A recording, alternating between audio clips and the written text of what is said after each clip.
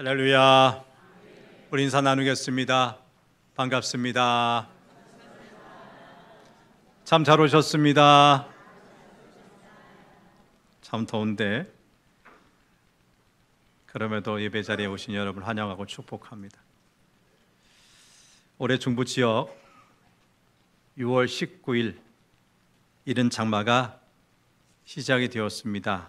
그리고 기상청은 올해는 유독 많은 비가 올 것이라고 예보했습니다. 근데 지난 7월 1일 남부지방부터 올해 장마가 끝났다는 보도가 나왔습니다.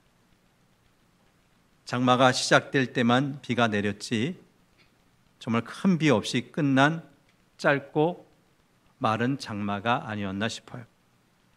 사실 따지고 보면 1년에 한 번씩 장마가 져서 큰 비가 쏟아지는 것도 하나님의 은혜입니다.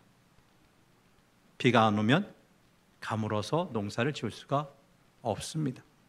그뿐 아니라 최근 우리가 사는 세상에 얼마나 오염이 심해졌습니까? 온갖 쓰레기와 폐기물로 잔뜩 더러워진 이 땅 무엇으로 청소가 가능합니까?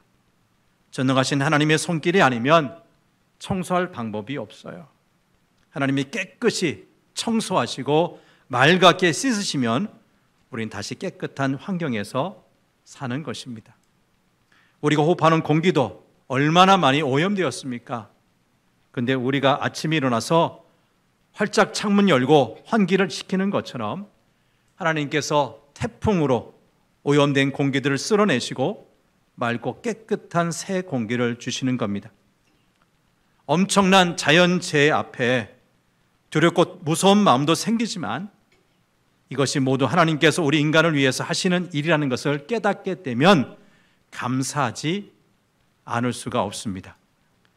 근데 많은 사람들이 감사하지 않습니다. 자신은 자연을 파괴하고 온갖 쓰레기를 배출하면서 그것을 나무라고 충고하면 바로 화부터 냅니다. 환경 파괴로 인한 기후 위기로 인해서 가물면 가물어서 죽겠다고 살려달라 애원하다가 비가 좀 심하게 쏟아지면 다시 못 살겠다고 난리를 친다는 것입니다. 지난 2주 동안 불볕더위로 많은 사람이 힘들었어요. 근데 머지않아 태풍이 오고 강한 폭우가 내리면 비 피해를 호소하는 일들이 생길 것입니다. 우산 장수와 집신 장수를 자식으로 둔 어떤 사람 얘기처럼 이래도 힘들고 저래도 힘든 것이 우리 인간들의 마음인 것 같습니다. 성도 여러분, 우리는 이래도 감사하고 저래도 감사하시길 바랍니다. 그러면 복이 옵니다. 복이 있을 것입니다. 오늘 우리가 읽은 말씀을 보면 아모스라는 사람과 아마샤라는 사람이 나옵니다.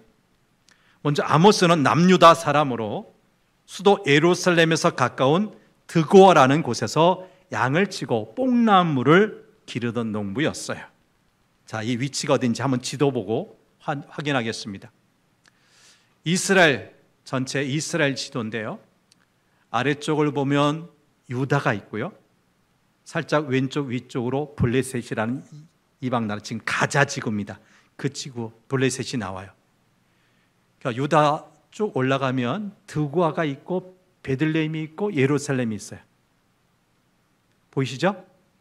예, 이 예루살렘이 남유다의 수도, 전체 이스라엘의 수도였는데 바로 위에 보면 우리나라 휴전선처럼 하얀 줄이 그어져 있어요.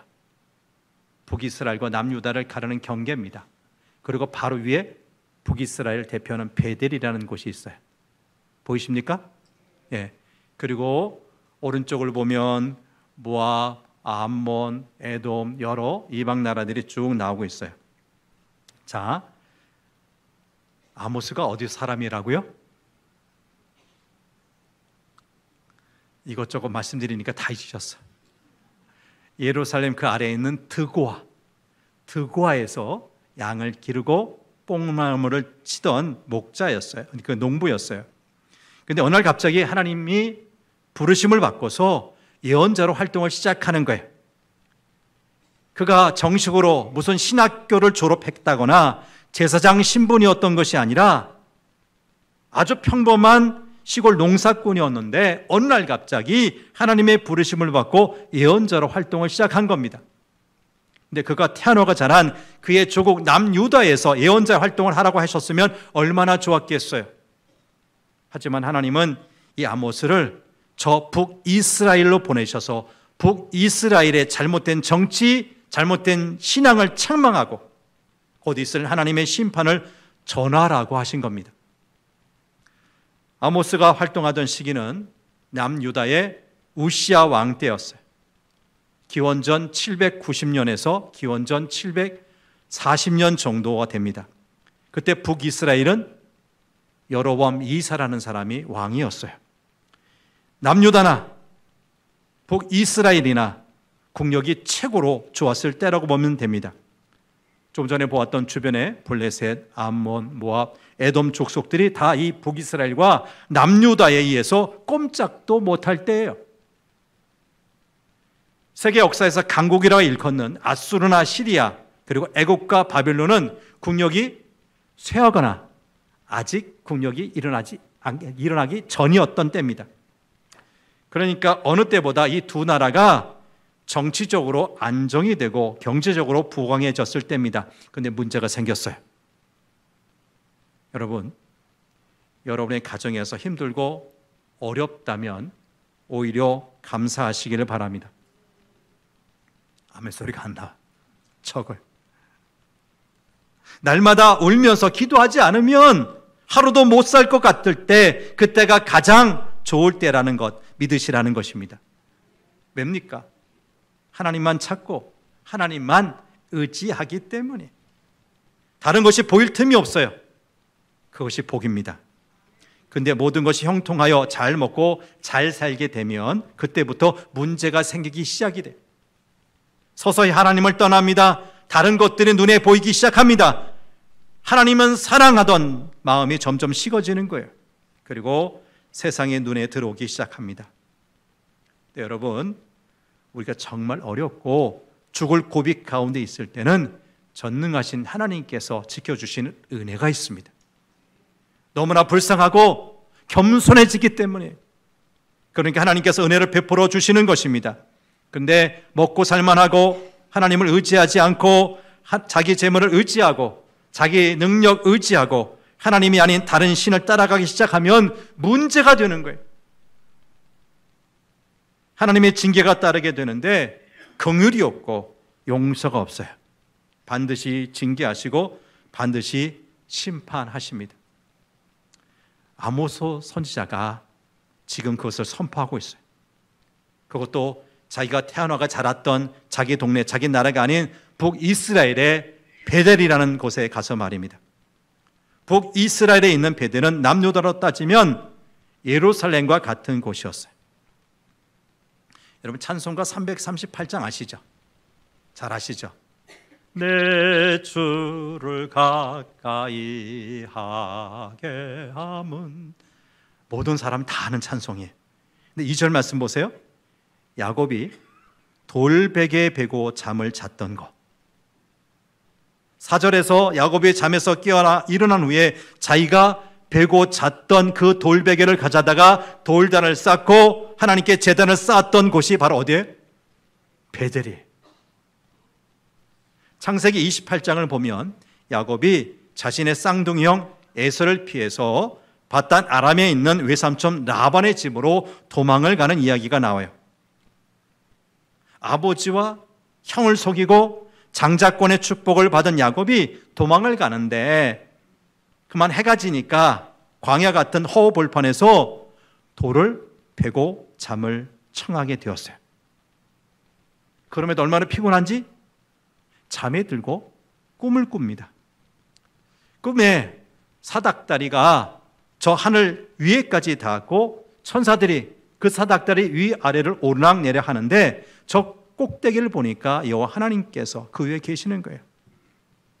여러분, 이왕 꿈을 꾼다면 이런 꿈 꾸시길 바랍니다.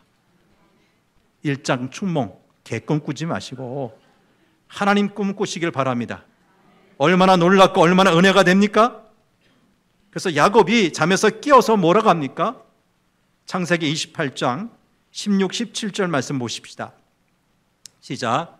여호와께서 과연 여기에 계시거늘 내가 알지 못하였도다. 이에 두려워하여 이르되 두렵도다. 이곳이요 이것은 다름 아닌 하나님의 집이요 이는 하늘의 문이로다 하고. 허벌판 광야에 아무도 없다, 하나님도 없다 생각했는데 꿈에 보니까 누가 계셨어요? 하나님이 계셨어요. 그러기에 그가 그곳에 이름을 붙여요. 뭐라고요? 여긴 하나님의 집, 베델입니다. 벳이라는 말은 집이라는 뜻이고 엘은 하나님이에요. 하나님의 집이라고 했어요. 그런데 19절, 이어지는 19절 말씀을 보니까 본래 그곳 이름이 있어요. 뭐였어요? 루스였는데, 루스였던 그곳을 하나님의 집이라고 하는 베델로 바꿔 부르기 시작한 겁니다. 이런 역사가 있는 지역이었기에 북이스라엘 사람들은 이 베델을 무척이나 신성시했습니다. 남유다에 예루살렘이 있다면 그들에게는 베델이 있다, 자랑스럽게 생각했던 것입니다. 그런데 그들은 이 베델 근처 산마다 산당을 짓고 베델에는 금으로 만든 송아지를 세우고 하나님을 대신하여 온갖 우상들을 섬기기 시작했습니다. 그러니 우리 하나님 좋아하시겠어요?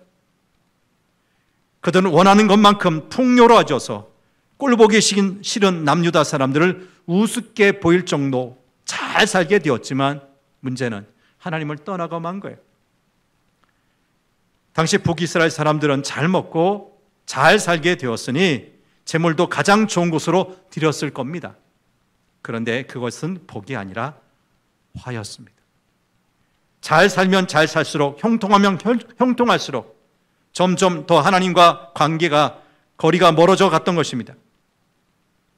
그래서 하나님은 남유다의 예루살렘에서 약 40리 떨어진 이 드고라는 시골 마을에서 양치고 뽕나무를 기르던 아모스라는 사람을 부르셨어요. 그리고 북이스라엘에서 가장 화려하지만 가장 타락한 베델에 가서 외치라고 하신 거예요. 그러면 여러분, 북이스라엘에는 예언자나 제사장이 없었습니까? 왜 없어요? 자, 오늘 보면 10절, 11절 말씀을 보세요. 여기 누가 나와요? 베델에 누가 있어요? 제사장 아마샤. 아마샤라는 제사장이 있었어요. 근데 이 아마샤라는 제사장은 아주 못된 사람, 진짜 제사장이 아니었어요. 이 아마샤가 당시 북이스라엘 왕 여로보암에게 뭐라고 이야기합니까? 왕이시여. 아모스라는 작자가 왕을 반역해서 백성들을 선동하고 있습니다. 이제 곧 여로보암 왕은 칼에 죽을 것이고 너희 이스라엘은 반드시 사로잡혀서 끌려가게 될 것이라고 합니다. 그리고 그는 아모스에게도 찾아가서 협박까지 합니다. 12절, 13절 말씀을 세 번역으로 봅니다. 시작. 선견자는 여기를 떠나시오. 유다 땅으로 피해서 거기에서나 예언을 하면서 밥벌이를 하시오. 다시는 베델에 나타나서 예언을 하지 마시오. 이것은 임금님의 성소요 왕실이요. 이 정도로 위협을 당하면 아무리 배짱이 두둑한 사람일지라도 겁을 먹을 수밖에 없을 거예요. 아모스는 그렇지 않았어요. 담대했어요. 14절에서 17절 말씀을 세번역 성경으로 읽어봐요. 좀 길지만 읽어봅니다. 시작. 나는 애언자도 아니고 애언자의 제자도 아니요, 나는 짐승을 먹이며 돌 무화과를 가꾸는 사람이요, 그러나 주님께서 나를 양떼를 몰던 곳에서 붙잡아 내셔서 주님의 백성 이스라엘에게로 가서 예언하라고 명하셨어. 이제 그대는 주님께서 하시는 말씀을 들으시오. 그대는 나더러 이스라엘을 치는 예언을 하지 말고 이삭의 집을 치는 설교를 하지 말라고 말하였어. 그대가 바로 그런 말을 하였기 때문에 주님께서 이렇게 말씀하시오. 내 아내는 이 도성에서 창녀가 되고 내 아들들은 칼에 찔려 죽고 내 땅은 남들이 측량하여 나누어 차지하고 너는 사로잡혀 간 그 더러운 땅에서 죽을 것이다. 이스라엘 백성은 꼼짝없이 사로잡혀 제가 살던 땅에서 떠날 것이다. 무서운 예언이죠. 지금 너무너무 역사상 부강하게 안정되게 잘 살고 있는 그 이스라엘이 곧 어떻게 된다? 쉽게 얘기해 망한다. 포로 다 끌려간다. 그런 예언입니다. 근데 여러분, 이 예언이 어떻게 됐을까요? 이루어졌을까요? 아니면 속된 말로 뻥이었을까요? 이루어졌어요.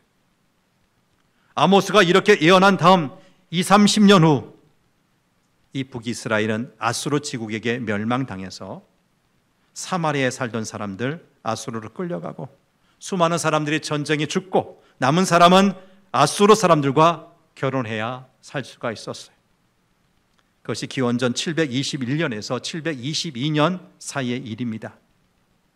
여러분, 하나님의 예언을 무시하면 안 됩니다. 하나님의 말씀은 반드시 이루어집니다. 오늘 본문이 속한 아모스서 7장을 보면 이런 예언을 전한 아모스가 세 가지 환상을 본 것이 기록되어 있어요. 먼저 1절에서 3절에는 메뚜기 재앙이 임할 것, 4절에서 6절에는 불재앙이 임할 것을 환상으로 보았어요. 근데 여러분, 메뚜기 떼가 몰려와서 온 땅의 풀들을 다 뜯어먹는 환상, 불이 큰 바다와 육지를 다 집어삼키는 환상을 본 다음 아모스가 어떻게 했을까요? 뭐 했을까요? 그럼 무릎 꿇고 하나님께 간절히 기도했어요. 2절 하반절 그리고 5절 말씀을 연이어서 봅니다. 시작. 주 하나님 용서하여 주십시오. 야곱이 어떻게 견뎌낼 수 있겠습니까? 그는 너무 어립니다 하고 간청하니 5절 주 하나님 그쳐 주십시오. 야곱이 어떻게 견뎌낼 수 있겠습니까? 그는 너무 어립니다 하고 간청하니 북이스라엘에게 엄청난 재앙이 임할 것을 알게 된 아모스가 하나님께 눈물로 부르짖어 간청하는 거예요. 이 야곱, 이스라엘 백성들 너무 어립니다. 이 재앙을 이겨낼 힘이 없습니다. 그쳐주십시오. 용서해 주십시오. 간절히 기도했던 거예요. 이렇게 기도했더니 하나님께서 어떻게 하셔요?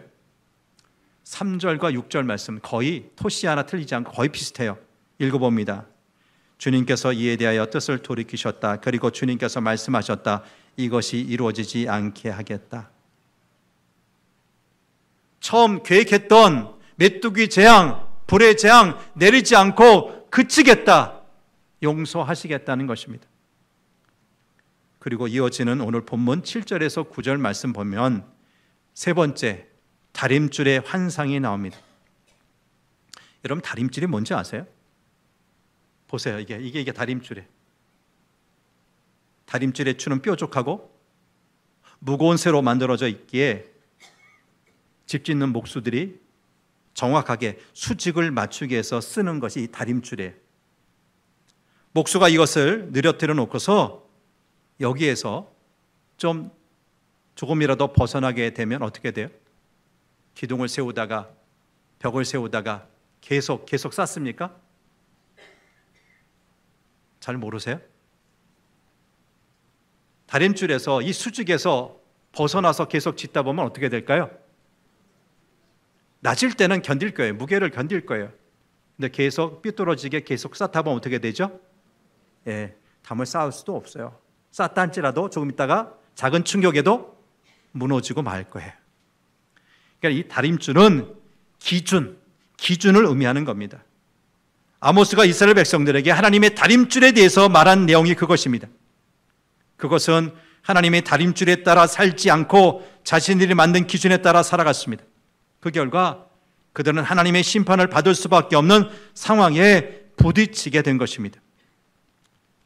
아모스 입장에서 당시 북이스라엘의 여로보암 왕은 하나님의 기준, 하나님의 다림줄에 따라서 통치를 한 것이 아니었어요.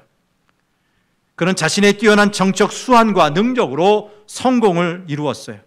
그런데 당시 북이스라엘은 경제적인 번영에도 불구하고 사회 공의와 정의는 사라지고 빈부의 격차는 점점 더 심해짐으로써 나라의 내부의 분열과 갈등이 깊어지고 있었습니다.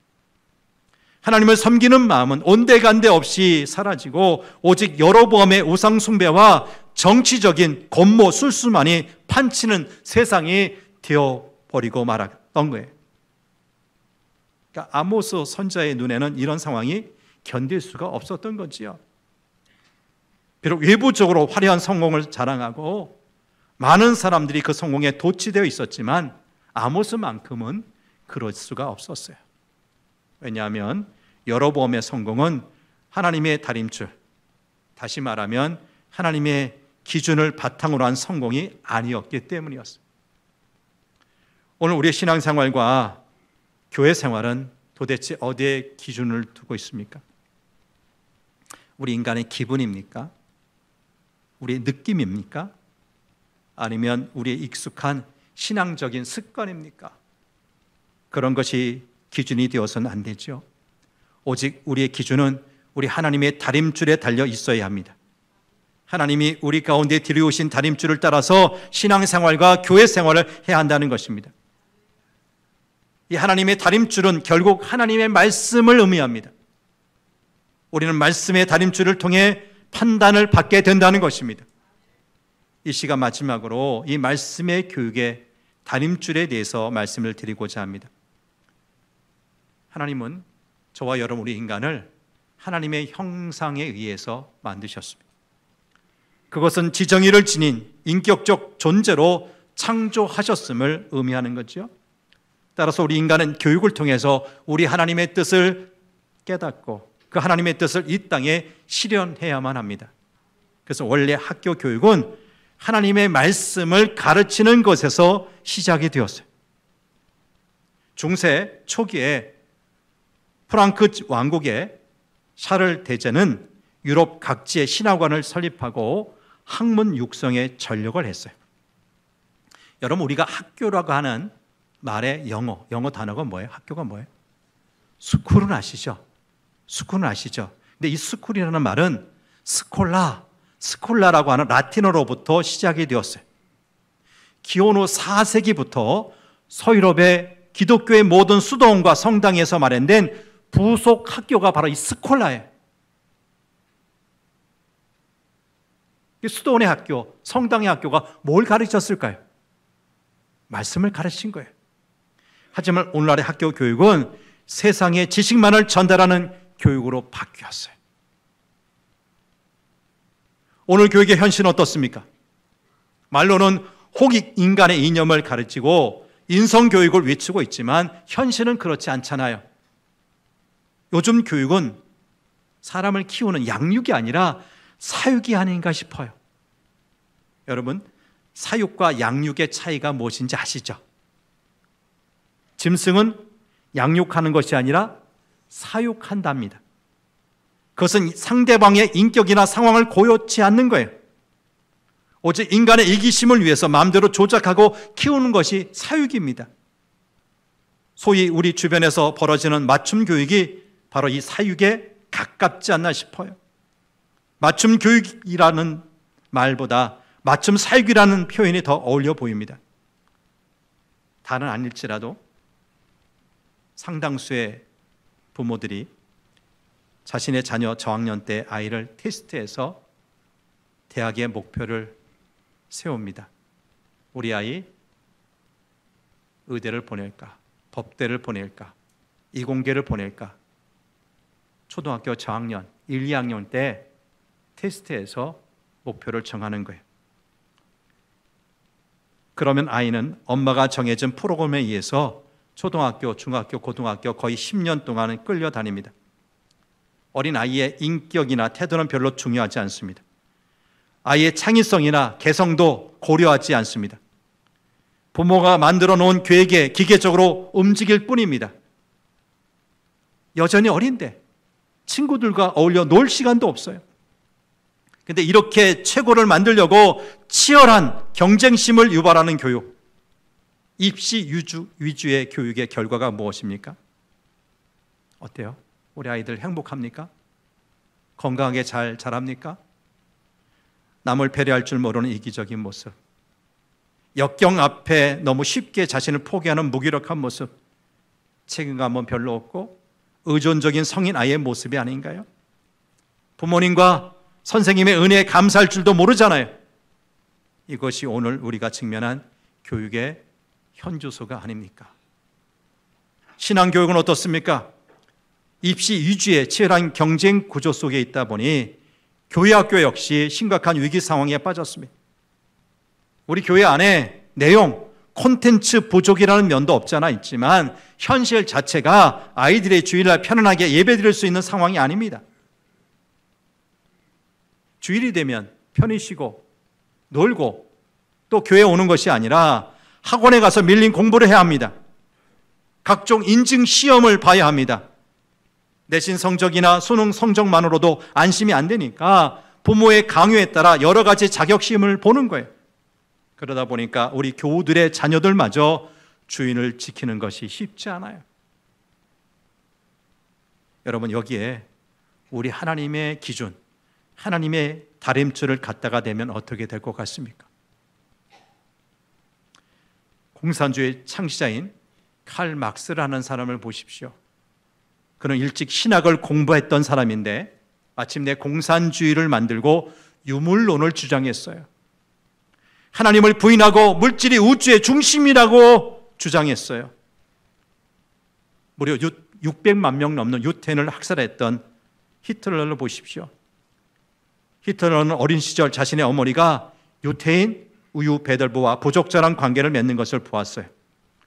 어린 히틀러의 마음속에 유태인에 대한 분노와 적개심이 생긴 거예요. 그 결과 잘못된 민족주의에 사로잡혀 학살을 자행하게 된 것입니다. 결국 부모가 신앙교육의 본을 보이지 못하고 살아계신 하나님을 만나지 못한 결과 엄청난 인류의 재앙을 초래하게 된 것입니다. 여러분, 대학 입시 중요합니다. 우리 자녀들 좋은 대학 갈 수 있기를 축복합니다. 그런데 그보다 중요한 것 신앙교육입니다. 먼저 부모된 우리가 이 사실을 마음에 새깁시다.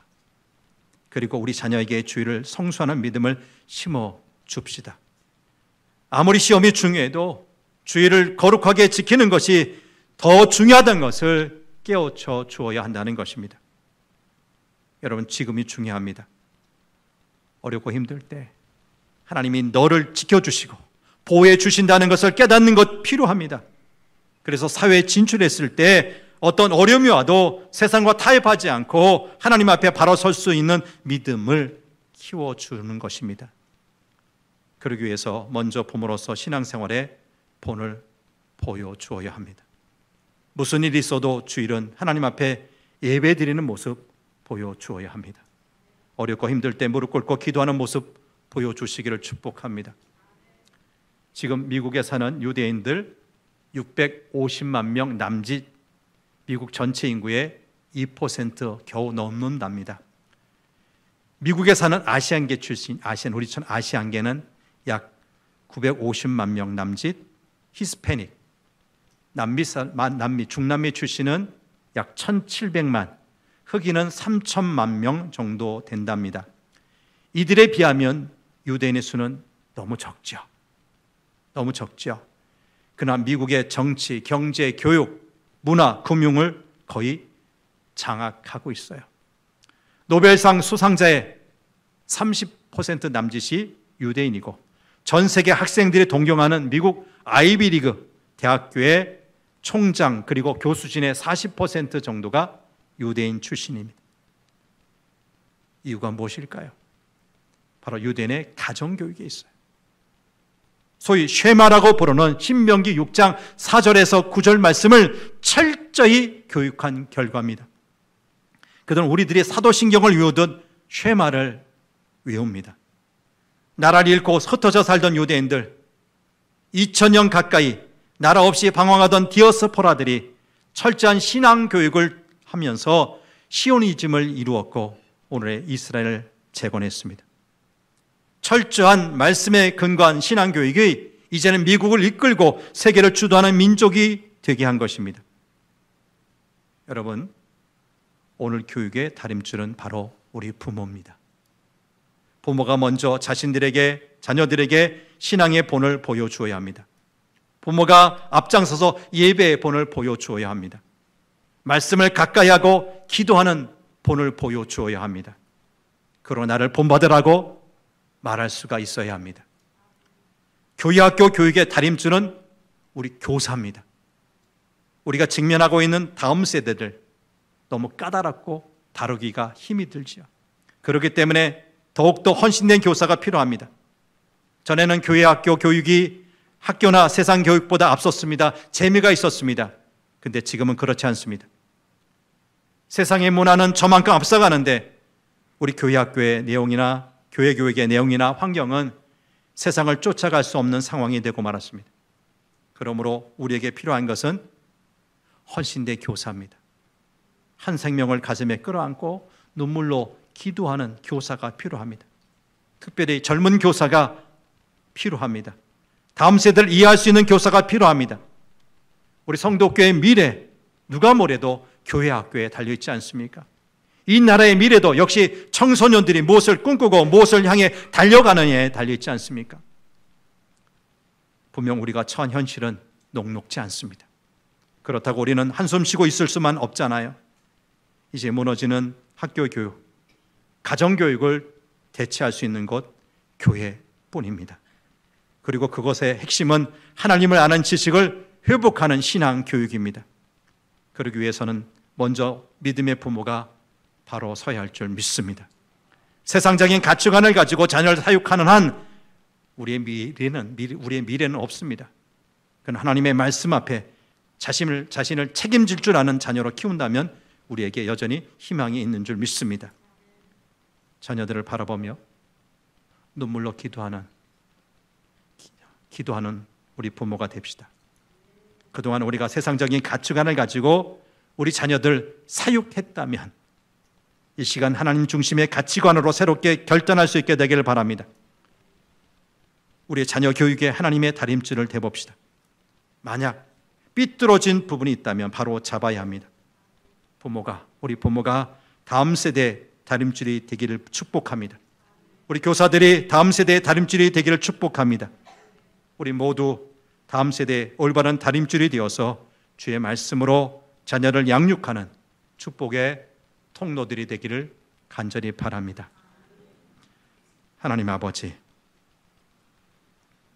과거 사사시대처럼 우리 각자가 원하는 대로 자기 소견이 옳은 대로 사는 것이 지금 세대의 풍조인 것 같습니다. 절대 기준이 없답니다. 내가 좋으면 그만이지. 내가 좋으면 그만이지. 어떤 윤리의 기준도 삶의 기준도 없습니다.